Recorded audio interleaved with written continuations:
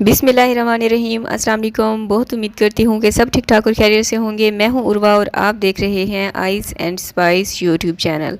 आज मैं आपके साथ शेयर करने जा रही हूँ ये इंतहाई लाजवाब, खाने में बेहद परफेक्ट और जायकेदार देगी स्टाइल चना पुलाव की रेसिपी। यकीन करें, जब आप इस रेसिपी को ट्राई करेंगे आप मेरी रेसिपी के तो फ़ैन होने वाले हैं। तो रेसिपी को आखिर तक ज़रूर वॉच कीजिएगा। आपको कुछ टिप्स एंड ट्रिक्स भी दूंगी कि ऐसी कौन सी आप मिस्टेक्स करते हैं, गलतियां करते हैं, जिसकी वजह से आपका चावल टूट जाता है या फिर इस मेरी तरह खिला खिला नहीं बनता। उसके लिए रेसिपी को आपको आखिर तक देखना पड़ेगा ताकि आप भी परफेक्ट बनाकर हटें। सब्सक्राइब करें ice and spice YouTube channel को, साथ में घंटी का बटन प्रेस करके ऑल पे क्लिक करें और पाएँ डेली अपडेट। तो बिस्मिल्लाह करके रेसिपी स्टार्ट करते हैं। यहाँ पर मैंने लिए हैं 1 किलो बनास्पति सेला राइस। कच्ची बनास्पति मैं इस्तेमाल कर रही हूँ। अगर आप मेरी रेसिपी एज इट फॉलो करना चाहें तो आप ये वाला राइस इस्तेमाल कर सकते हैं, अदरवाइज़ जो भी आपके पास अवेलेबल हो आप वो भी इस्तेमाल कर सकते हैं। अब इसको वॉश करके 1-2 पानी में आपने भिगो के रख देने हैं, कम से कम भी 1 घंटे के लिए। अच्छा, डिटेल रेसिपी मैंने डिस्क्रिप्शन बॉक्स में लिख दी है, आप वहाँ से नोट डाउन कर लीजिएगा। एक कढ़ाई लेंगे, इसमें शामिल करेंगे 1 कप घी। अच्छा, चावल देगी स्टाइल जो बनाया जाता है ना, वो घी में ही बनाया जाता है। कोशिश कीजिएगा आप भी घी में बनाकर तैयार करें। जब आप देखेंगे घी गर्म हो चुका है, फिर आपने इसमें प्याज शामिल कर देने हैं। मैंने 2 बड़े साइज़ के प्याज लिए, उनको बारीक स्लाइस में कट कर लिया। अच्छा, अब आपने इसको मीडियम आंच पर इतना फ्राई करना है कि ये लाइट गोल्डन हो जाए। बहुत ज़्यादा इनको डार्क नहीं करना। जिस तरह आपको स्क्रीन पे नज़र आ रहा है ना, थोड़ा थोड़ा वाइट जो है नज़र आ रहा हूँ, आपने इनमें से आधे निकाल कर साइड पर रख देने हैं, जो कि हम आगे चलकर इस्तेमाल करेंगे।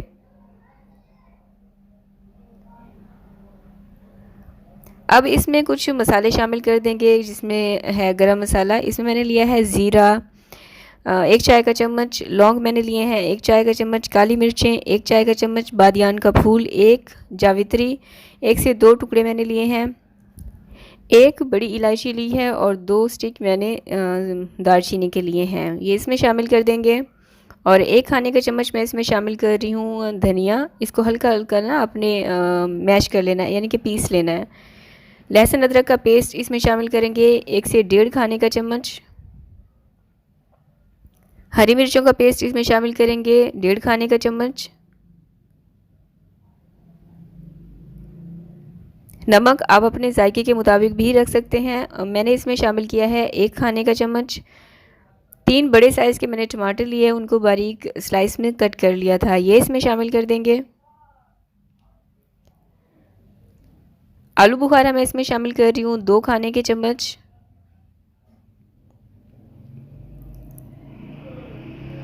दही इसमें शामिल करेंगे आधा कप। चिकन पाउडर 1 खाने का चम्मच। तेज़ पत्ते 2 इसमें शामिल करेंगे। अब इनको मीडियम आंच पर 3 से 4 मिनट के लिए भून लेंगे, या फिर इतना कि जब तक ये मसाला जो है ट्रांसलूसेंट नहीं हो जाता। तो 3 से 4 मिनट के बाद आप देख सकते हैं मसाले का कलर बहुत प्यारा आ चुका है और बहुत प्यारी सी इसमें से खुशबू भी आना स्टार्ट हो गई थी। बस इतना आपने इनको भूनना है।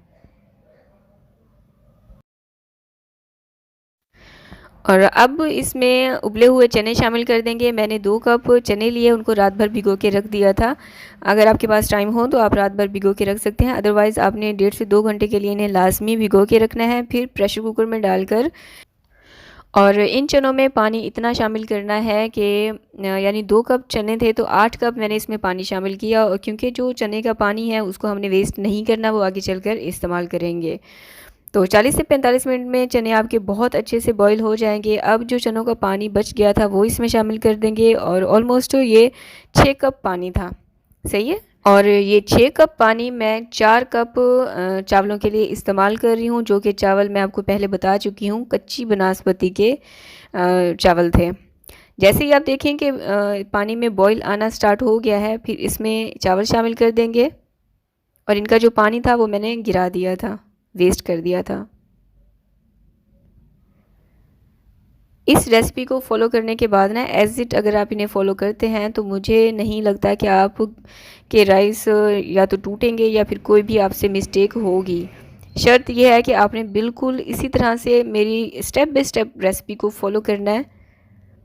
अच्छे से मिक्स करेंगे। चावलों को आपने मिक्स करते वक्त सख्त हाथ नहीं रखना, क्योंकि चावल टूटना नहीं चाहिए।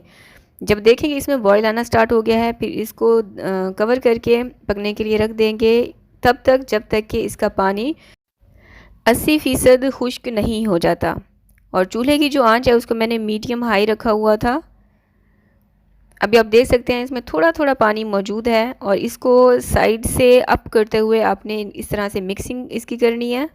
कभी भी चम्मच को आपने चावलों के दरमियान से मिक्स नहीं करना, हमेशा आपने इनकी साइड से अप करते हुए यानी ऊपर की तरफ मिक्स करना है, बिल्कुल इसी तरह जिस तरह से मैं आपको स्क्रीन पे दिखा रही हूँ। जब पुलाव बनाएं या फिर बिरयानी बनाएं, इनके लिए ना चावलों का अच्छी क्वालिटी का होना भी बहुत मैटर करता है, जो कि देखा जाता है कि चावल लंबाई में भी होना चाहिए और पतला भी होना चाहिए। अब क्योंकि हम चावल को दम की तरफ बढ़ रहे हैं, दम देने की तरफ, तो मैंने इस पर थोड़ी सी हरी मिर्चें रख दी हैं। अब अपने जायके के मुताबिक रख लीजिएगा, और जो प्याज फ्राई कर लिए थे वो इसके ऊपर डाल देंगे। गरम मसाला दरदरा सा पिसा हुआ इस पे शामिल कर देंगे, एक आधा चाय का चम्मच। जावित्री बिल्कुल पिंच ऑफ इसके ऊपर डाल देंगे, जावित्री पाउडर, ठीक है। फ्रेश हरा धनिया ये आधा कप के जितना इसके ऊपर डाल देंगे। केवड़ा वाटर 1 खाने के चम्मच जितना ये भी इसके ऊपर डाल देंगे। और इसको ढककर कम से कम भी 15 से 20 मिनट के लिए आपने बिल्कुल हल्की आंच पे दम के लिए रख देना है। अच्छा, जब आप दम दे दें तो फिर आपने इसकी 15 मिनट के बाद चूल्हे की आंच को बंद कर देना है, और उसके बाद आपने फ़ौरन से दम नहीं खोलना, बल्कि एज़ इट कढ़ाई को 10 मिनट रखा रहने दें। जब आप देखें कि उसकी स्टीम अच्छे से निकल चुकी है या बिल्कुल रिलैक्स हो चुके हैं, फिर आपने चावल निकालने हैं। क्योंकि जो एक मेन गलती है वो यही है कि आप दम के बाद फ़ौरन से ढक्कन हटा लेते हैं और फ़ौरन से मिक्सिंग स्टार्ट कर देते हैं। तो ऐसा आपने बिल्कुल नहीं करना। जब आप सर्व करने लगें उस वक्त आपने हल्का सा इनको मिक्स करना है और बस निकाल लेना है। तो अभी आप देख सकते हैं मेरे चावल कितने माशाल्लाह से परफेक्ट बनकर तैयार हुए हैं। मेरी फैमिली में सबको बहुत पसंद आए थे, और इसकी खुशबू तो इतनी लाजवाब थी कि दूर दूर तक जा रही थी। और बिल्कुल जब आप इसे बनाएंगे ना तो आपको यही लगेगा कि ये देख के चावल हैं। आपको यकीन ही नहीं आएगा कि इसको आपने घर में बनाकर तैयार किया है या फिर किसी शेफ़ ने बनाकर इसको तैयार किया है। विंटर्स में आप ज़रूर इस रेसिपी को ट्राई करें। इसके फ़ीडबैक आप मेरे साथ ज़रूर शेयर कीजिएगा। इसको आप दावत पे बना सकते हैं, और जब भी आपका दिल करे आप इसे बनाकर एंजॉय कर सकते हैं। नेक्स्ट रेसिपी क्या होनी चाहिए कमेंट करके लाजमी मुझे बताया करें, और इसको आप सर्व करें रायते के साथ, सलाद के साथ, या जैसे मर्ज़ी आप इसे खाना चाहें। तो मुझे दुआ में याद रखिएगा। अल्लाह हाफ़िज़।